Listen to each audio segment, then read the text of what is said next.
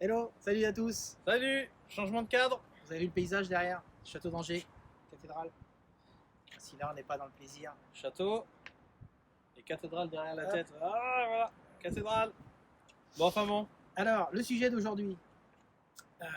On nous a posé une question il n'y a pas bien longtemps sur. Souvent ça arrive à tous les QHSE, en gros tous ceux qui ont des programmes à vendre, parce qu'on est bien on vend nos programmes, on vend notre action. Des fois on se vend soi-même. Hein. C'est comment on fait pour convaincre un comité de direction. Alors, il y a plusieurs étapes possibles. Et on n'abordera pas toutes les étapes. Bah non, on va pas tout faire. Non, juste une. Une, quand vous êtes dans le comité de direction, même si vous avez un programme à vendre, ou à présenter, ou à expliquer, faites-le, c'est bien, mais écoutez. Pourquoi écouter? C'est important cette question. Pourquoi écouter? Un. Question-réponse. Allez, attends, oh. Ok. Non, reviens, je déconne. Pourquoi écouter dans un comité de direction? En gros, la vraie question, c'est pourquoi se taire une fois que vous avez fait la présentation de votre programme. Parce que, vous allez entendre l'ambiance qui règne au sein du ComDir, ce qui fait que vous allez apprendre des façons de pratiquer de ce comité de direction qui vous serviront pour les comités de direction suivants. Donc l'écoute est extrêmement importante. En gros, taisez-vous et écoutez les personnes s'exprimer, même si elles parlent différemment, enfin pas forcément de votre programme. Des fois, on peut discuter de tout et de rien. C'est important, c'est d'écouter et d'écouter. Alors c'est un peu bizarre comme expression, mais écouter les relations. C'est-à-dire d'écouter qui a le pouvoir dans le comité de direction, qui l'a un peu moins, qui se tait et pose des questions extrêmement pertinentes, qui a une vision très globale, qui a une vision extrêmement restrictive, qui parle de ses problèmes plutôt que des problèmes de l'organisation. Donc l'écoute que vous devez avoir, elle doit être, vous devez rentrer avec des oreilles pas d'éléphant, Chauve-souris. La chauve-souris, le lièvre, des trucs très très très open, et laissez les personnes s'exprimer sur votre programme ou pas, mais écoutez ce qui peut se dire parce que ça va vous enrichir. Bien sûr, vous écoutez ce qui se dit pour connaître le fonctionnement du comité de direction et vous en servir pour après, pour mieux encore vendre vos programmes, mais aussi pour écouter tout ce qui peut être dit autour de votre programme, si c'est le programme que vous présentez, bien sûr.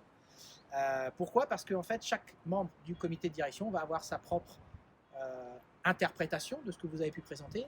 Filtré par ses propres croyances et ses propres peurs et ses Exactement. propres problématiques du jour. Voilà. Ce qui n'est pas des moindres et qui n'est pas forcément écrit sur leur front en disant en ce moment j'ai ça sur le feu, j'ai peur d'eux et je me suis pris la tête avec mon voisin de table, membre du comité de direction. Voilà. Ça c'est des petites choses. Et ça, c'est des choses à entendre au sein du comité de direction. Donc, en tout cas, perso, Guillaume, c'est la même, on est tous les deux en phase là-dessus. À chaque fois qu'on a quelque chose en comité de direction, pour nous, on le prend comme une vraie opportunité que de vendre ce qu'on a à vendre et de vendre notre propre personne. Donc, on est toujours bien préparé. Donc, il y a quelques vidéos là-dessus si vous voulez aller voir. Et surtout, on est extrêmement à l'écoute de tout. On laisse les gens s'exprimer complètement. On s'enrichit de tout ça et ça nous sert pour les étapes qui suivent. Et si vous avez des difficultés et que vous avez toujours la même difficulté, c'est peut-être tout simplement parce que vous n'avez pas encore osé changer d'attitude, changer quelque chose. Parfois, c'est juste un demi-degré sur votre boussole là. Ouais. Vous changez juste légèrement votre orientation.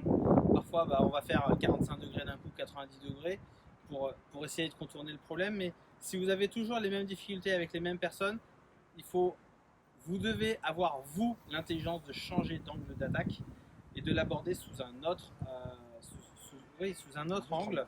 Et ça, c'est pas forcément évident au quotidien, mais si vous comprenez mieux ce qu'est la vie de votre interlocuteur, si vous comprenez mieux quelles sont les choses qui le préoccupent, et ben vous serez plus à même de pouvoir aborder le sujet par le sujet qui l'intéresse.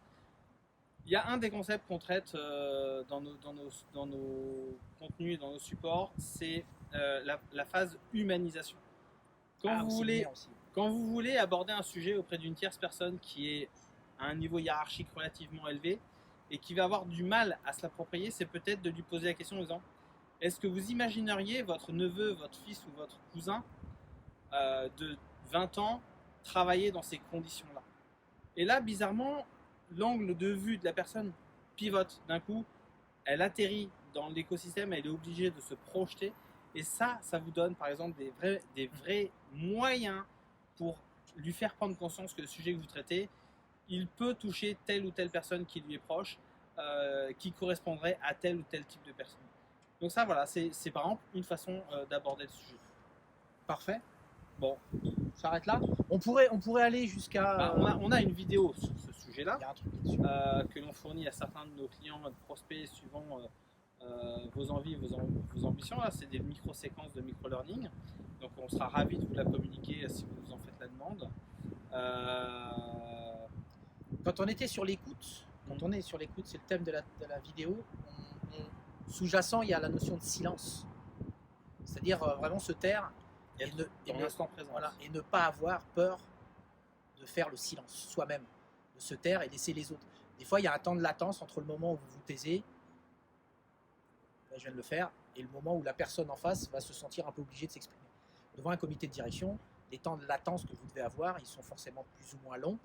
En tout cas, le silence, vous devez, non, pas vous devez, faites comme vous voulez. En tout cas, nous, on le pratique et on se tait assez régulièrement pour laisser les autres s'exprimer et surtout s'enrichir de tout ce qui sort.